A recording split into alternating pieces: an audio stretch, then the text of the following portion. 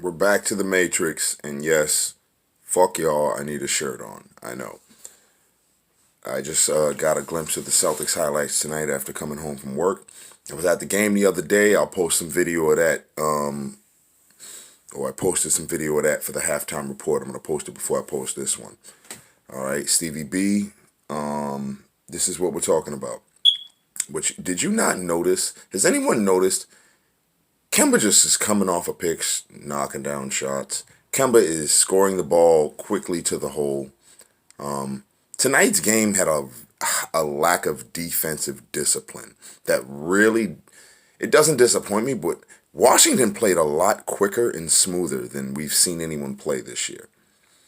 I say that because Bradley Beal is a monster, but but the team itself, those guys are playing together. They're moving the ball and they're moving. They're moving. They were fluid up and down the court, and I'm talking about Washington. Defensively, the Celtics weren't. You got Cantor in there, and without Daniel Tice playing major minutes tonight or playing at all, from what I saw, I didn't see Daniel Tice. And mind you, I'm going off of just the highlights, guys. Didn't see no Daniel Tice. That team looks defensively way more fluid with Daniel Tice right now. I feel like he's actually. It's kind of tough to justify Enes Kanter right now. He's been injured. He's only been able to be back for a little bit, and I think he's a dynamite rebounder. He's a better rebounder than Tice. Our offense doesn't flow through our bigs, really. It does when Daniel Tice is in the game. It does when Robert. It doesn't. Meaning Daniel Tice and Robert Williams add something that I haven't seen from Cantor yet. That I know I will see coming up. He's not a leaper. And I think as athletic as this team is, the reason Robert Williams is about to become a real horse with this team is because he's a leaper. And he's going to get boards. He's going to go for them blocks. And it creates a defensive presence. Even with Daniel Tice, Tice plays a defensively sound game. Always in the right place. Always playing hands up or hands to the side, not fouling. But Cantor's just coming back. So there was a chemistry issue tonight I didn't see a lot of minutes from Robert Williams. I didn't see a lot of minutes from Daniel Tice. And I didn't see a lot of action involving them. Which leads me to believe that I'm missing something here. Did they play tonight? Anyway, you guys let me know so I can, be assured. Brothers got to give you guys the message. Tatum, I loved what I saw early. Going to the hole.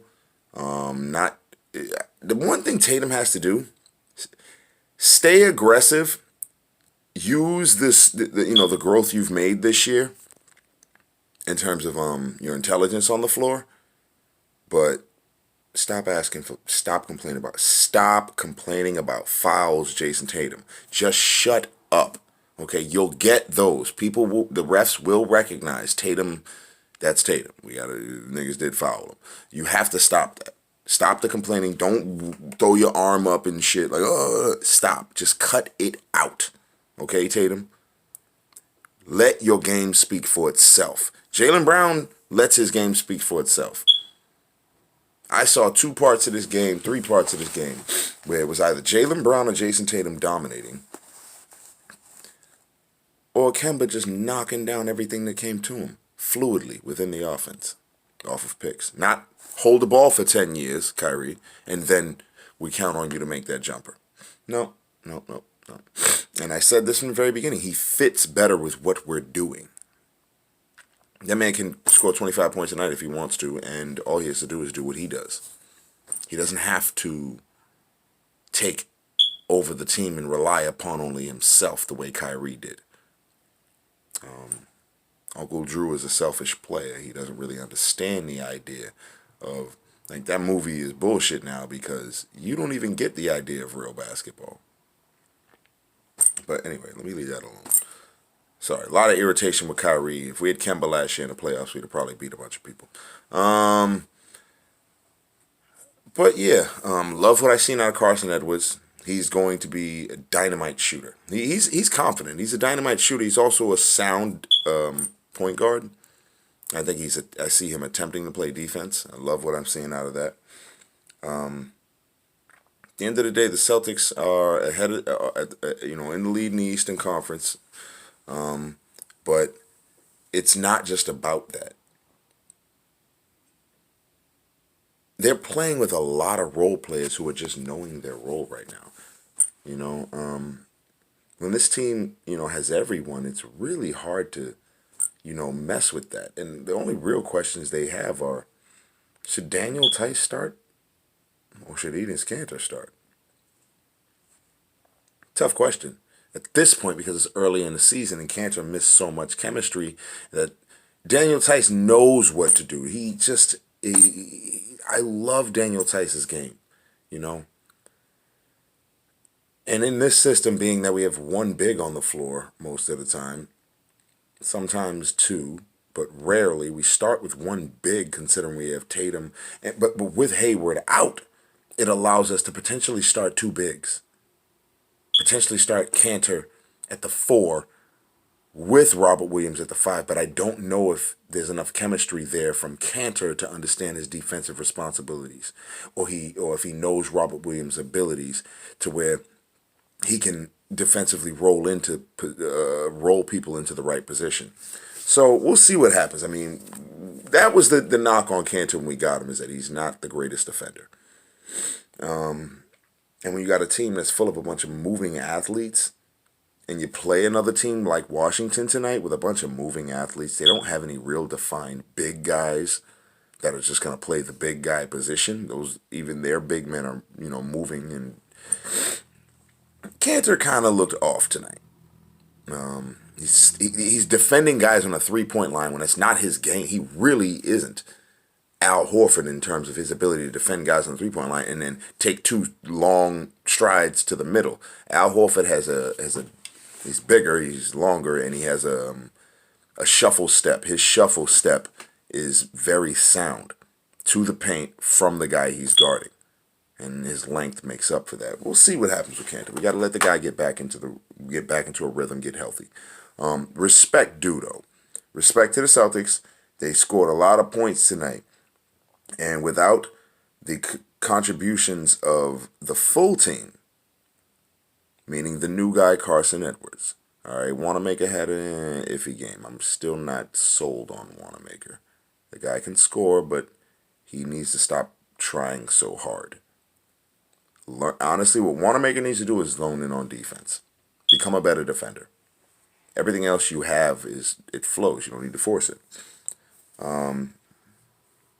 Other than that, this is just the Washington Wizards. Okay, you played a team that thought that figures they figured they could come out and just run, move, and then they got Bradley Beal and Isaiah Thomas had a little game for himself. Coming back to Boston, you got to show something. Respect due. He showed why he was always worthy of being a starting point guard anyway. As he's been trying to show his whole career. But, end note to everything, Tatum, continue to go to the hole and be aggressive. And don't, grow in your aggressive game and not so much finesse, and stop looking for the refs to fucking call a foul. That's it. We got to get Enes Kanter worked in better. He looked out of place tonight. And thus you have a team that is scoring 133 points on us, and that's not doable. You can't win that way. You can't win having the Wizards score 130 points on you. Yeah, you scored 140, but you're not going to score 140 a night. I mean, when you have Hayward, Tatum, Brown, Kemba, Edwards, and the entire cast and crew, Smart seems to just be like a clutch shooter all year. Dynamite game. He's the best on-ball defender in the league. And his percentages are up. The man's he's clutch. His hand isn't a problem anymore. He has a healthy hand. He has healthy legs. He isn't injured, and this is what the Marcus Smart that would have developed 2 years ago would have looked like had he not suffered multiple injuries his first couple of years. Nobody wanted to believe me, but I basically said it. Other than that, I'm going to criticize from a defensive standpoint tonight. And that has to do with the lack of Daniel Tyson and Robert Williams, I think. And Cantor, obviously, just coming back, second game off of injury. And he's not fluid within our offensive, within... That team we played was really quick. That team was really quick, okay? I can't remember the dude's name. Tall white dude. That dude was really quick. That's really what it comes down to. So y'all give me y'all feedback. That's what I feel about tonight's game. Sure, you scored a lot of points because Carson Edwards was a beast. Tatum decided to go to the fucking hole, and Brown was doing what he normally does, as well as Kemba doing what he normally does. But defensively, there's some work to be done, and I'm not satisfied with what I saw. All right, y'all holler at me. We're gonna be coming at y'all with the videos. I'll post the one from the game the other day. That was my halftime report from the... Oh fuck, who did we play the other day? That was Monday's game. All right, I'm going to post that for y'all. Throw me your comments. We're going to keep going. We got some commentary on the next game, as well as some thoughts about where they're at. Oh, sure, we're winning, but the rotations aren't necessarily made yet and set, because you have guys like Carson Edwards and Grant Williams who are potential like key cogs in this bench wheel. And the way Robert Williams is playing, I don't know that he won't be quicker off the bench going forward in this season. He adds a dynamic. He really does. And all he needs to do is continue to believe in himself. Don't try and do too much defensively. Do what you do. If the block comes, it doesn't. It does, because they will. Plenty of them. If it doesn't, oh well. No fouls. But other than that, glad to see the Celtics get a win. Glad to see them score enough points to get a win against the team that was scoring a lot of points against you, because your defensive rotations and your defensive chemistry was not there tonight. So, all right. Let's keep it going. Celtics all day. Boston, live.